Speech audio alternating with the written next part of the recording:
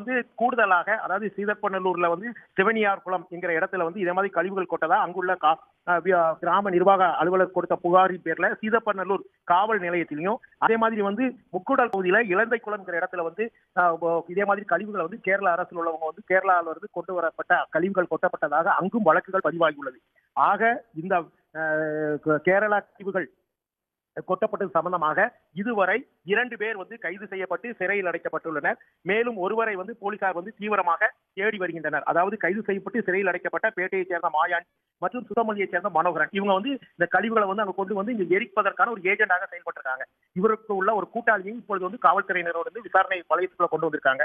இந்த சூழ்நிலையில தான் இன்னும் சில பேருக்காக வழக்குகள் வந்து இந்த 3 காவல் நிலையங்கள், சுத்தமல்லி காவல் நிலையத்தில் 3 வழக்குகளும், சீதப்பநல்லூர் மற்றும் முக்கூடல் காவல் நிலையங்களும் தலா ஒவ்வொரு வழக்குகளும் பதிவாகி மொத்தம் 5 வழக்குகள் பதிவு செய்யப்பட்டுள்ளது. மாவட்ட ஆட்சியர் இந்த மாதிரி குப்பைகளை கொண்டு வருபவர்கள் மீது